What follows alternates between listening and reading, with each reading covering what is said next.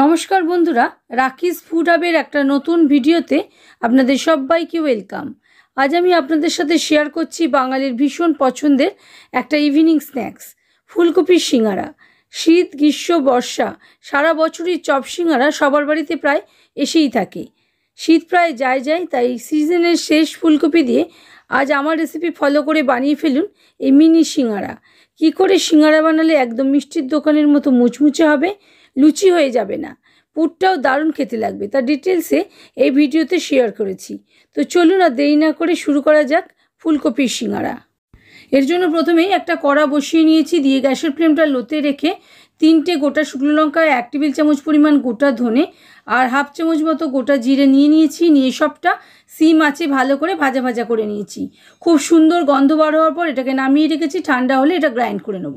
এবারে দেখুন কড়াতে 2 টেবিল চামচ পরিমাণ সর্ষের তেল অ্যাড করে দিয়েছি, দিয়ে ছোট ছোট করে ফুলকপি কেটে নিয়েছি, ডাঁটির অংশগুলো একটুখানি কম করে নিয়ে এরকমভাবে ভাজা করে নিচ্ছি। মিডিয়াম ফ্লেমে 2 মিনিট মতন ভাজা করে নিয়েছি। যেহেতু ছোট করে কাটা, খুব বেশিক্ষণ লাগবে না এটা ভাজা হতে। দেখুন ভাজা হয়ে গেছে, এবার এটা তুলে নিচ্ছি। এবার এই তেলের মধ্যেই 1/4 চামচ মতো 5 ফোড়ন অ্যাড করে দিয়েছি, আর আলু এরকম ছোট ছোট করে টুকরো করে অ্যাড করে দিয়েছি। মিডিয়াম ফ্লেমেই আলুটাও ভেজে নেব। দেখুন সমানই নাড়াচাড়া করে ভেজে নিয়েছি। এবারে এর মধ্যে কিছুটা কড়াইশুঁটি অ্যাড করে দিলাম, 2-3টে কাঁচা লঙ্কা কুচিও আমি অ্যাড করে দিয়েছি। কড়াইশুঁটি অ্যাড করে দিয়ে ভালো করে আবারও নাড়াচাড়া করে নিয়েছি। যেহেতু ফ্রেশ কড়াইশুঁটি সেই জন্য এখনই অ্যাড করলাম। 1/4 চামচ মতো নুন আর 1/4 চামচ মতো হলুদ গুঁড়ো অ্যাড করে দিয়েছি, দিয়ে সবটা মিডিয়াম ফ্লেমে ভাজা করে নিচ্ছি। আপনারা যদি ফ্রোজেন কড়াইশুঁটি ব্যবহার করেন সেক্ষেত্রে পরে অ্যাড করবেন। দেখুন আলুটা আমাদের অনেকটাই ভাজা হয়ে গেছে। এই সময় হাফ চামচ মতো গ্রেটেড আদাও অ্যাড করে দিয়েছি, দিয়ে আবারও আলু কড়াইশুঁটির সঙ্গে একটু ভাজা করে নিচ্ছি। এই পর্যায়ে গ্যাসের ফ্লেমটা লোতে করে দিতে হবে, তা নইলে আদা কড়াইয়ের তলায় আটকে যেতে পারে।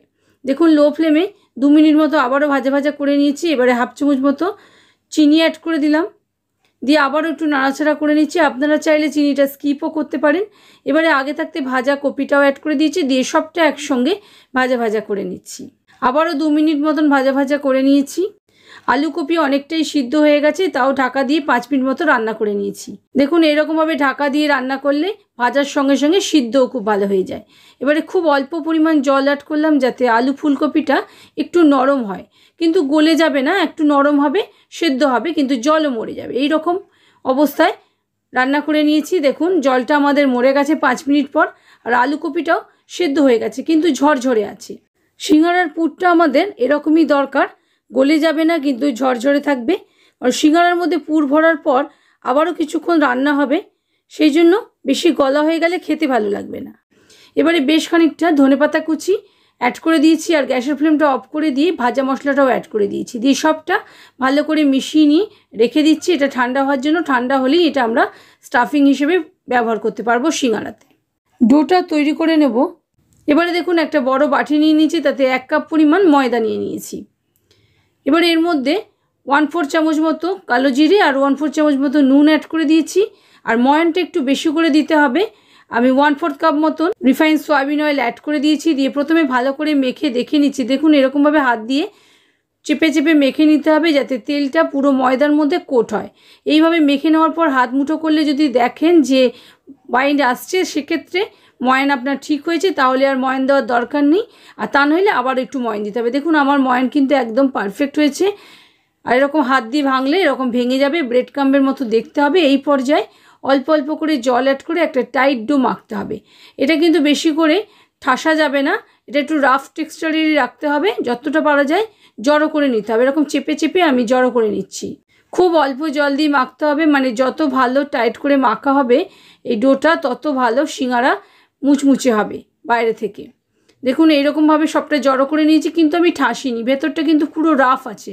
উপরের সারফেসটা একটুখানি এরকম হাত দিয়ে একটু স্মুথ করে নিচ্ছি।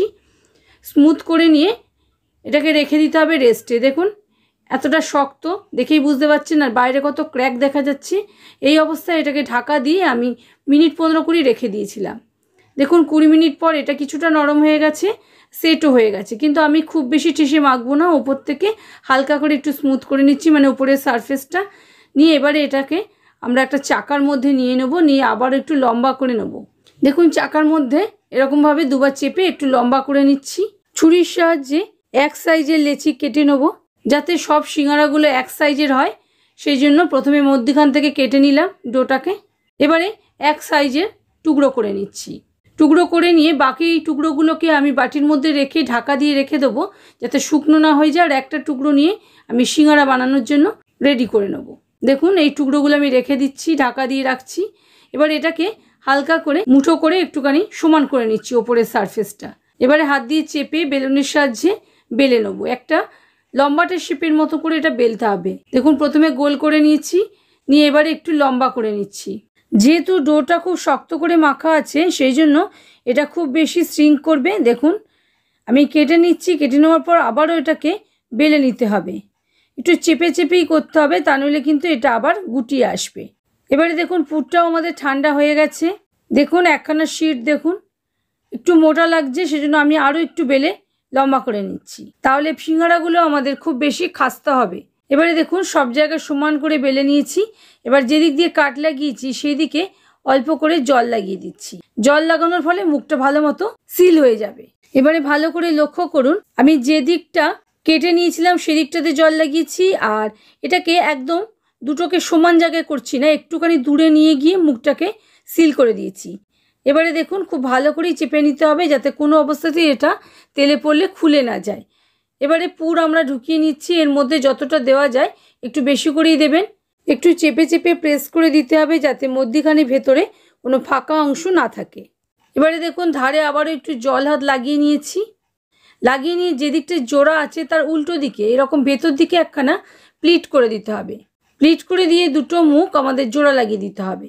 এরকমভাবে খুব ভালো করে চেপে চেপে মুখটা জোড়া লাগিয়ে নিয়েছি। এবারে দেখুন বসিয়ে নিচ্ছি। বসিয়ে নিয়ে তলার দিকটা ভালো করে হাত দিয়ে একটুখানি এরকম জায়গা করে দিচ্ছি। এর ফলে প্রত্যেকটা সিঙ্গারাই খুব সুন্দর বসবে। আর উপরের মাথাটাও একটু ছুচালো করে নিয়েছি। একইভাবে সব সিঙ্গারাগুলো আমি বানিয়ে নিয়েছি। 1 কাপ ময়দায় আমার টোটাল 11টা সিঙ্গারা তৈরি হয়েছে। এবারে তেলটা অল্প করে গরম করে নিয়েছি। খুব বেশি গরম অবস্থায় সিঙ্গারা অ্যাড করলে সিঙ্গারা কিন্তু একেবারেই ভালো হবে না, সিঙ্গারার গায়ে বাবেল হয়ে যাবে। সেই জন্য খুব অল্প গরম অবস্থায় সিঙ্গারাগুলো অ্যাড করে দিতে হবে। আর গ্যাসের ফ্লেমটা লোতে রেখেই সিঙ্গারাগুলো প্রথমে কিছুক্ষণ ভাজা হতে দিতে হবে। যখন সিঙ্গারাগুলো খানিকটা ভাজা হয়ে যাবে, একটু ভেসে উঠবে, সেই সময় উল্টে পাল্টে 2 পিঠ লালচে করে ভেজে নিতে হবে। দেখুন এই সিঙ্গারাগুলো ভাজতে মোটামুটি মিনিট 15 মতো সময় লাগবে। আর সিম আঁচেই ভাজতে হবে, তা নইলে কিন্তু ভালো মতো ভাজা হবে না আর বাইরে থেকে খাস্তা হবে না। আমি সমানেই ভেজে নিয়েছি। আপনারা চাইলে খুব বেশি ডিপ করেও এগুলো ভাজতে পারেন, তবে আমার এই রকম কালারই ভালো লাগে, সেজন্য এই অবস্থাতেই তুলে নিচ্ছি। আরও এক ব্যাচ আমি একইভাবে ভেজে নিয়েছি। এবারে সার্ভ করে নিচ্ছি। দেখুন বন্ধুরা কতটা ইয়ামি হয়েছে সিঙ্গারাগুলো দেখতে। এগুলো আমি টমেটো কেচাপের সঙ্গে সার্ভ করেছি। আর একটা সিঙ্গারাও ভাঙিনি। আর কত সুন্দর, একদম যেরকম ছিল সেরকমই, এবং সিঙ্গারার গায়ে কোনো বাবেলও ফুটে নেই। মানে মিষ্টির দোকানে সিঙ্গারা যেরকম হয় সেরকমই। আর দেখুন আমি ভেঙে দেখাচ্ছি, আপনারা বুঝতেই পাচ্ছেন যেটা বাইরে থেকে কতটা খাস্তা হয়েছে। আশা করি বন্ধুরা আমার আজকের রেসিপি আপনাদের ভালো লেগেছে। যদি ভালো লাগে প্লিজ লাইক শেয়ার কমেন্ট করতে ভুলবেন না, এবং আপনজন ও প্রিয়জনদের সঙ্গে ভিডিওটা প্রচুর শেয়ার করবেন। আর চ্যানেলে যদি নতুন বন্ধু হয়ে থাকেন তাহলে চ্যানেলটা অবশ্যই সাবস্ক্রাইব করে নিতে ভুলবেন না। ভিডিওটা আপনারা যদি ফেসবুক পেজ থেকে দেখে থাকেন তাহলে পেজটাকে ফলো করে নেওয়ার অনুরোধ রইল। ভালো থাকবেন, সুস্থ থাকবেন। আবারও আসছি নতুন রেসিপি নিয়ে নতুন কোনো ভিডিওতে।